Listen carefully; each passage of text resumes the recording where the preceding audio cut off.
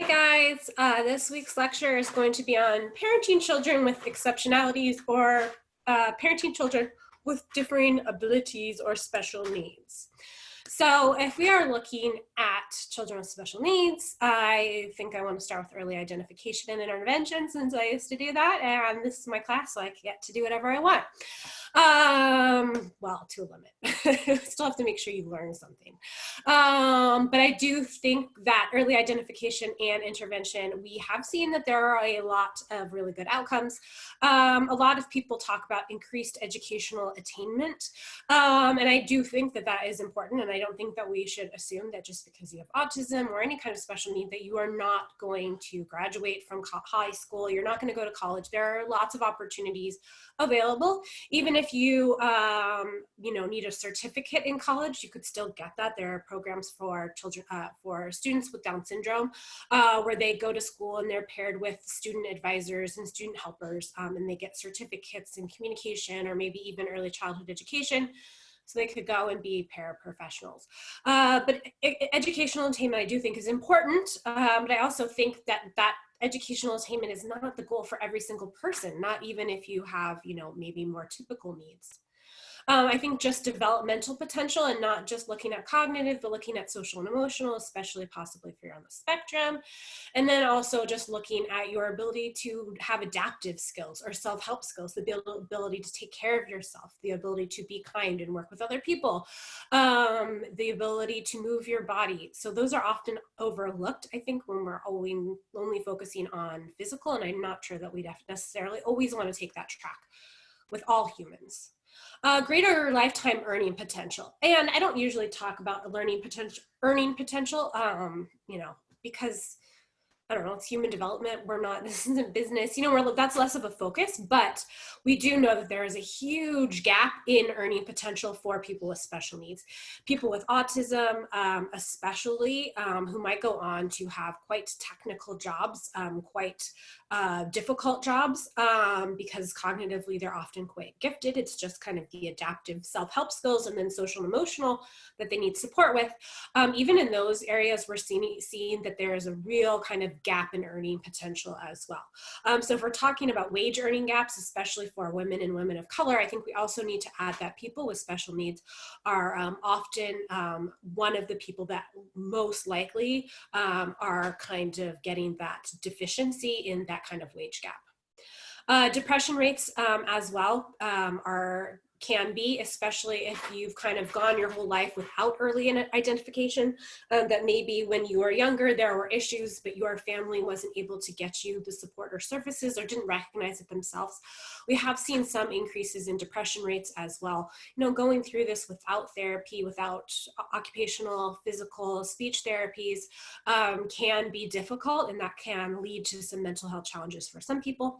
And then criminal activity, more and more as we're studying kind of our system impacted or our institutionalized individuals, we are seeing that a lot of people have lower IQs, more challenges with cognitive ability, that lack of that executive functioning in our brain development, and then also some other kind of brain development differences that lead just biologically and genetically to higher aggression rates as well.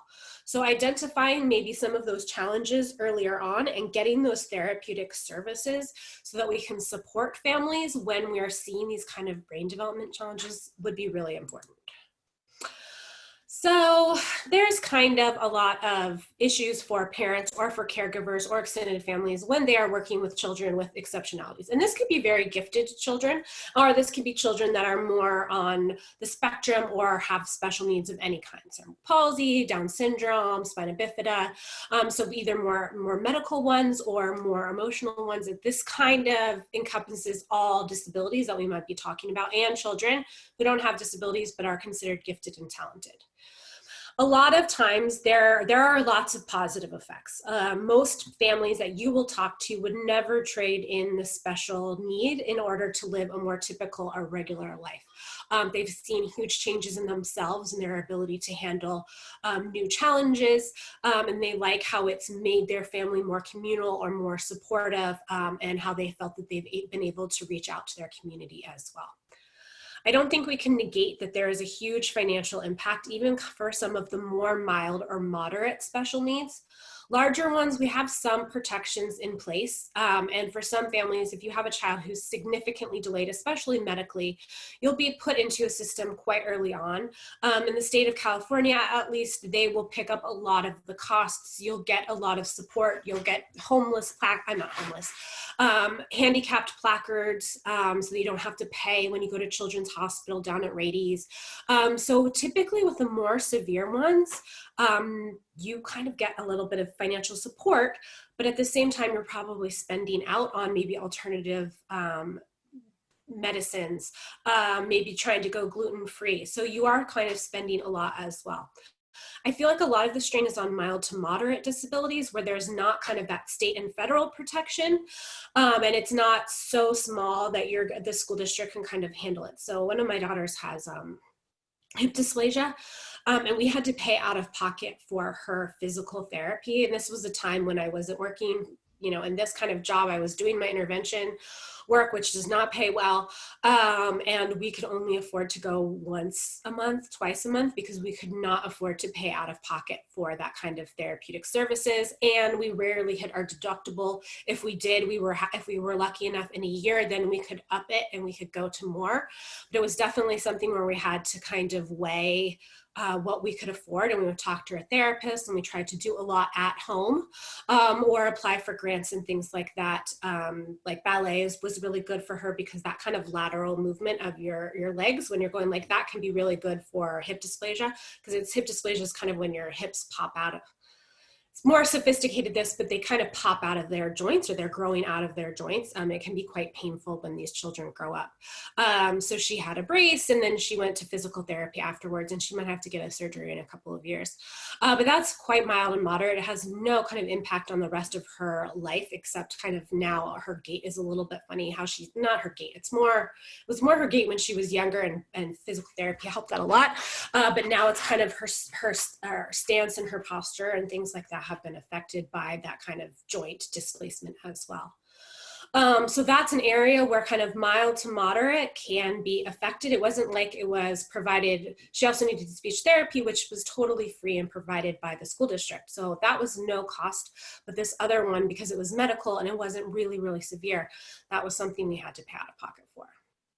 Then kind of cultural influences can be huge. Obviously, when we're looking at families, we're parenting within our particular cultural influence. And here in the United States, I do have to say that I really think that most of us are very embracing of special needs. We want to talk about it. We want to provide support for those people. Other countries around the world, it's very hidden. They might have been institutionalized even up into the last couple of years, while we stopped doing that in the 50s and 60s. 60s, 70s. So within my lifetime, and definitely within most of your lifetime, we stopped institutionalizing people with special needs. But in other countries, institutionalization, orphanage, giving them up for adoption is very, very common. So I think in the United States, we're really lucky, but we also have to consider that many of our families are immigrants from those countries, who are still kind of struggling with the idea of special needs. What does my culture say? What does American culture say? And there might be some kind of mismatch. I worked with a family from Afghanistan who had recently immigrated, and she was really not okay with people knowing about her son's autism diagnosis. It was basically me and the immediate family, not even extended family or second cousins and things like that knew about it. So she was working through kind of that cultural exchange and the culture here, and then also what he needed as well. Within our social support, what kind of social support do we have? Raising a child with very severe or even moderate special needs can be very, very difficult. Many of you work in ABA, and you know that some of the families you are there contracted to provide applied behavior analysis. You are supposed to be working with the child on the skills that have been given to you by a supervisor, but sometimes those families want a lot more social and emotional support because they are struggling with it themselves. So mental health support, community support, support respite care, so somebody can come in and support the child. I actually did that in college. I did some respite care for a family from my church. I was their respite care provider. You guys might want to consider doing that through the YMCA if you're looking for a pretty part-time job. It was just a couple hours a week, and you typically just have to be CPR and first aid trained and maybe some child development classes. I guess I had that because I was a child development major, and that can be really, really helpful. So it's not, you're not helping the family therapy, you are just providing basically babysitting to the family. The parents can get out of the house, maybe hang out with the sibling that doesn't have special needs, maybe just go to the mall, get a massage, relax, because there are so many effects that having a really significant special need can have on the whole family unit. And then there are the health effects too. So some of these are much more medical, and you're going to have lots of doctor's appointments, you're going to have surgeries. I mean, I've worked with children that had heart surgeries within days of being born, and they were going to continue to have them because of their health condition throughout their early life. And that can be a very significant stressor on a family, seeing a young child go in for heart surgery, brain surgery, anything like that. So if you were to talk to just typical children about other children with disabilities or disabilities within our community, I think that's really important. Or if we were talking to children in a family about a parent's disability, a grandparent's disability, a cousin, you know, most of us in our families can think of a family member who has some kind of disability. They're blind, they're deaf, they have Down syndrome. So how were you told about that in your family? Was it just a normal part of life and your questions were answered? Were you not encouraged to ask questions? Was it seen as shameful or bad? Was it just a daily part of life?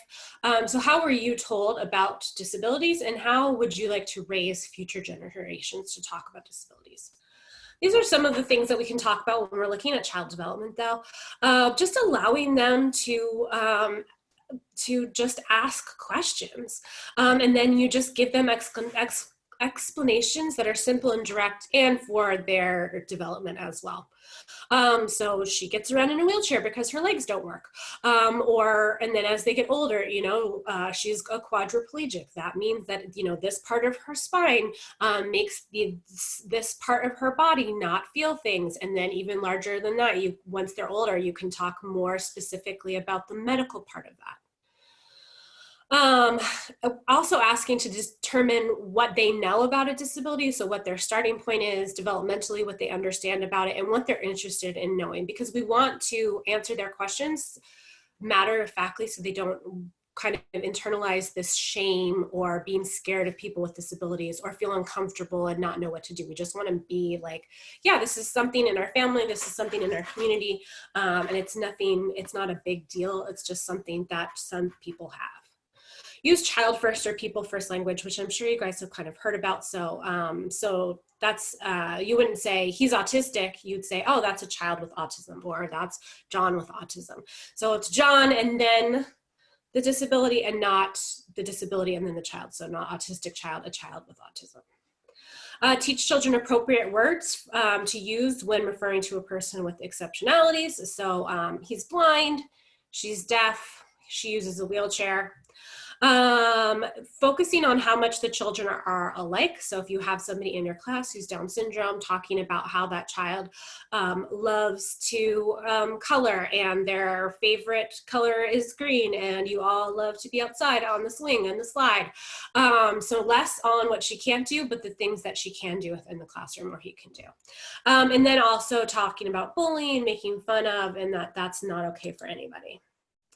So a lot of times we have, you guys probably heard about the stages of grief, or this is very similar for families when they are finding out that their child has a special need. Sometimes you know before birth because you've had testing done, sometimes you find out soon after, and sometimes they're toddlers or even preschools or kindergarten, early in elementary school.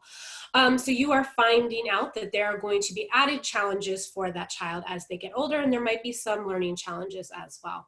So they'll kind of go through the stages of grief, which is denial, you know, nothing's wrong, anger at the world, at other people, at spouses, at partners, at family, bargaining, you know, if I do this, if I go gluten-free, it won't be so bad. If I stop vaccinations, he won't have autism anymore.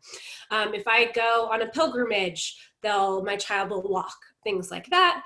And then depression, just kind of feeling upset about it, mourning the loss of that child that you kind of thought you had before. Because typically when we're thinking about our children when we're pregnant or when they're very young, we aren't thinking about them with a special need or being exceptional. We're thinking them as a typical child regularly meeting milestones. So sometimes you need to have kind of that depression or that in order to get to acceptance as well. I'm going to share with the internet. So this is called Welcome to Holland, and it is, I guess, a poem, a short story by Emily Pearl Kingsley from the 80s, but I think it's still very applicable today. And I'm going to read it out to you guys because I don't want to summarize it. I want her kind of own words as a parent with a child with a disability to kind of talk about her process of understanding that diagnosis.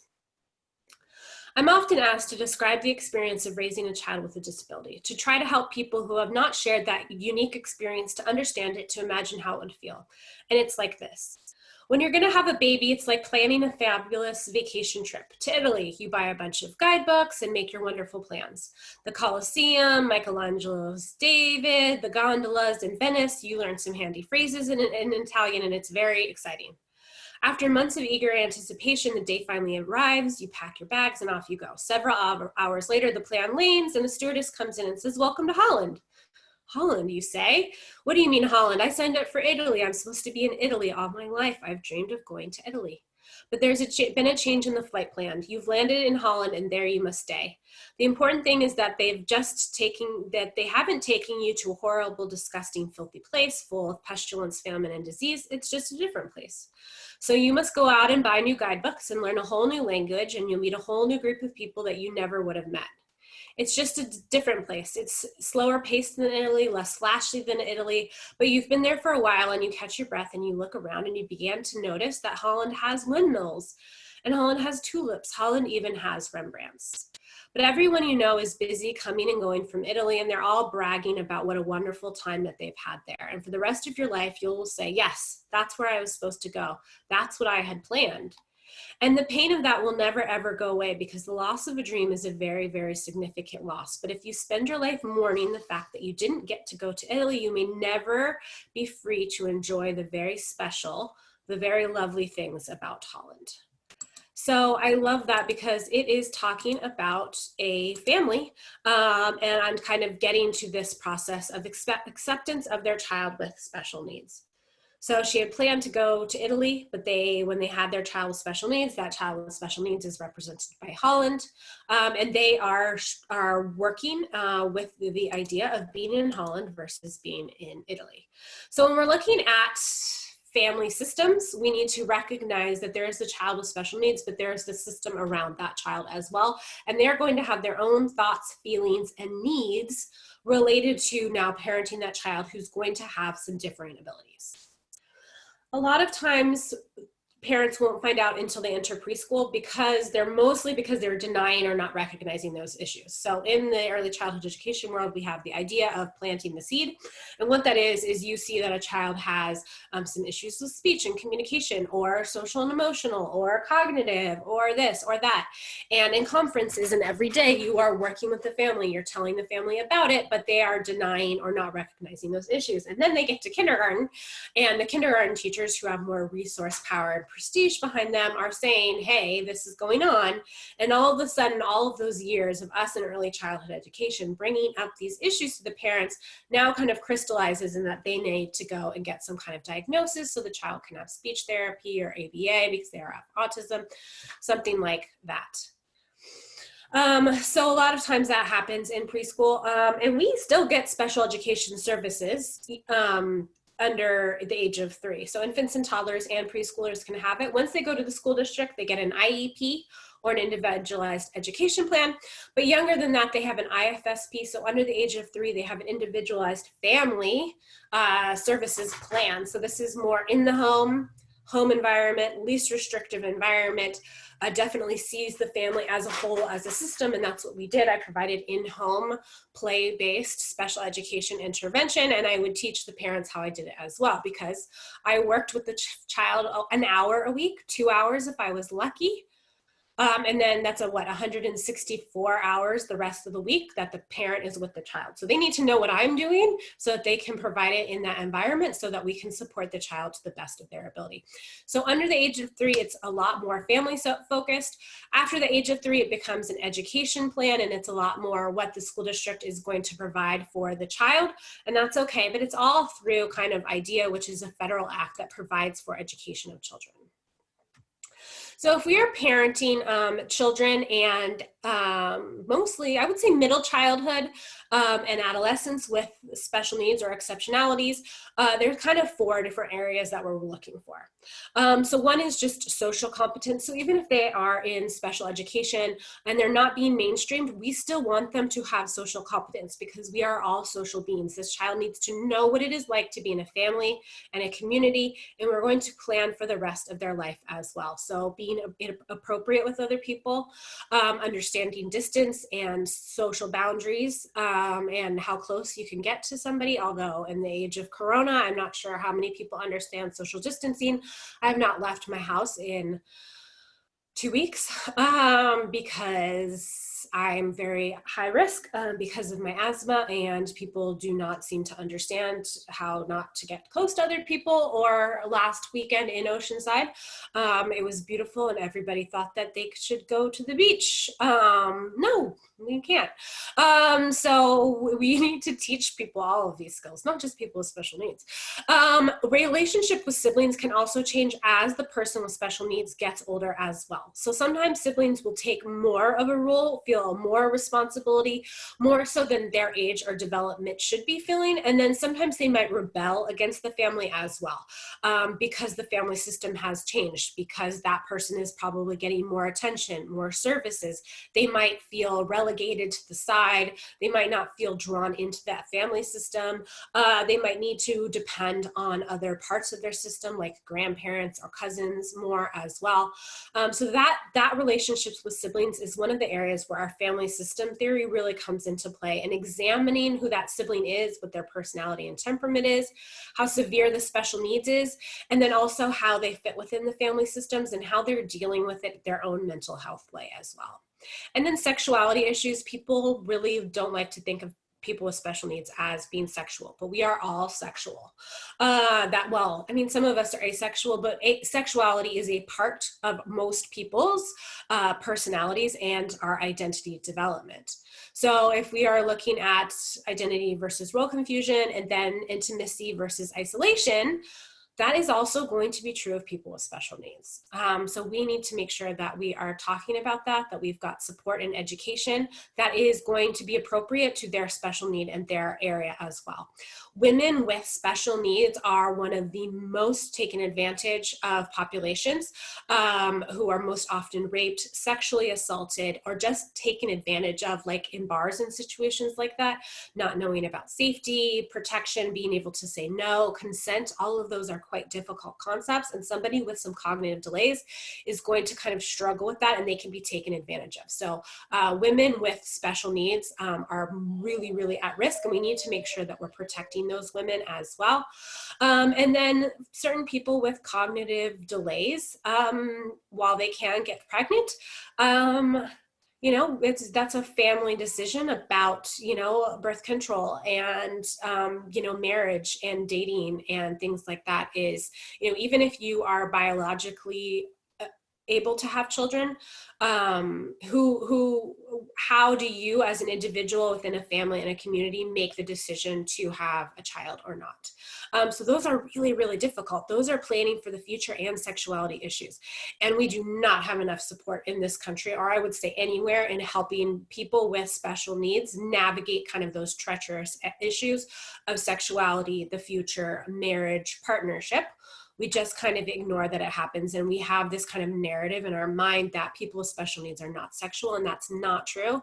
And it's not helping, especially women with special needs, and protecting themselves when we kind of pretend that that doesn't happen. Teaching children social skills is a huge one. Emotional skills, I think, as well, being able to regulate your own emotions, but also social skills as well.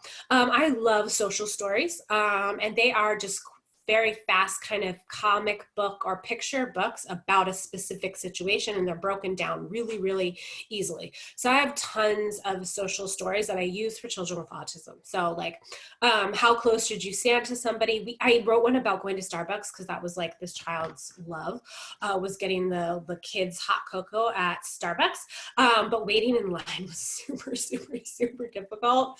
So that was actually part of the therapy that we would provide, would be like going to Starbucks, waiting in line. We had a story about it. We would read it before we went to the house.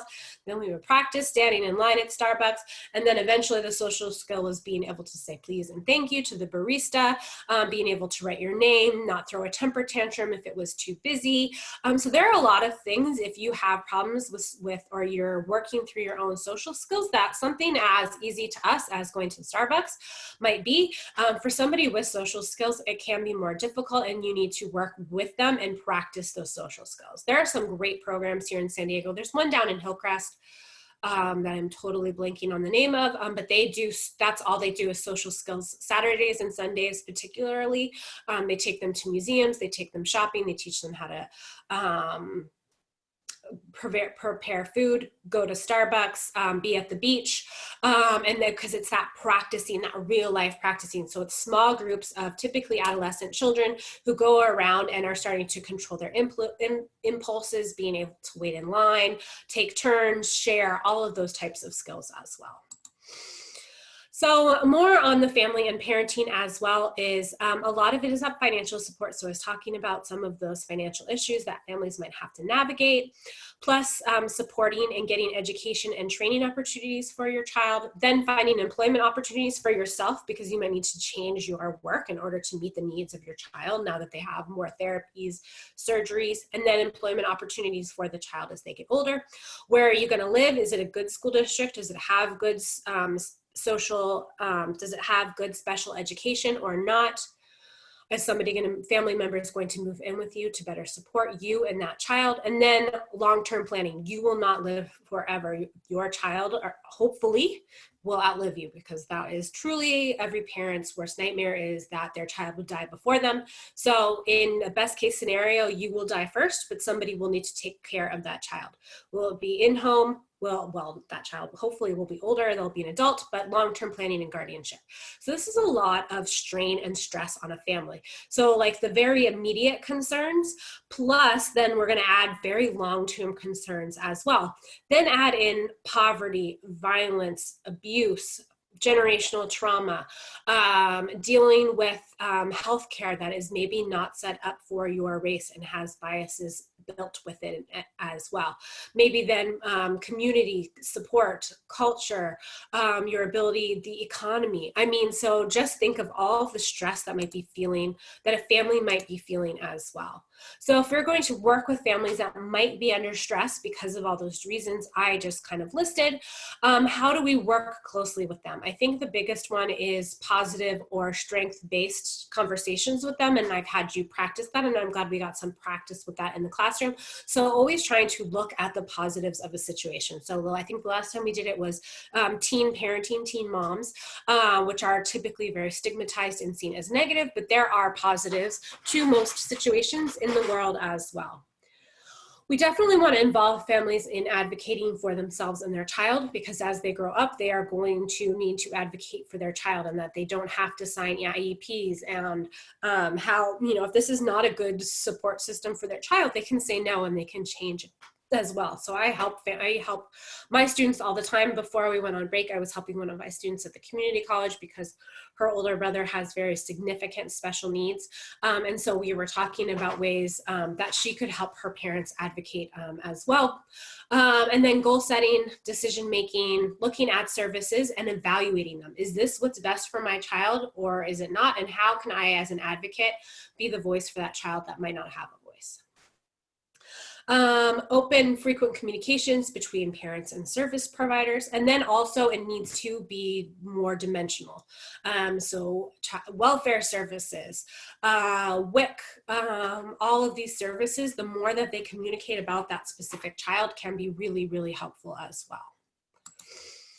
So if we were also looking at family systems theory, I would like to just kind of end on this note that a difference in ability affects the relationships within the family. So if at the heart of the family systems theory, we have the family and all of its moving parts and all of its moving relationships, a difference in ability is going to affect the caregivers, which is typically the parents. It's also going to affect those sibling relationships, that they take on more responsibilities and roles sometimes, or sometimes they rebel against what they feel is an unfair situation. And then we're also probably going to, and if we're lucky, we're going to invite more of our exosystem into it as well. More support services, more community, but that's also going to change our barriers. If this parent is putting up lots of barriers, how is that going to affect how they have support services? And if we have some feedback loops where the family can't change or feel that they can't change, that might also affect the types of therapeutic services the child is having. So if their feedback loop is not to accept change, then that might be really difficult for the child who needs these therapeutic services in order to kind of gain their potential. So that is it, and I kind of want to leave you on the family systems theory note, and we have a discussion board about this in your own particular book group, and I just kind of want to remind you guys that that date is getting nearer. It seems like most of you have a great kind of system with your own groups and are well on your way to having a PowerPoint that you will then narrate, so that you don't have to meet up or anything like that. Otherwise, I will see you guys online.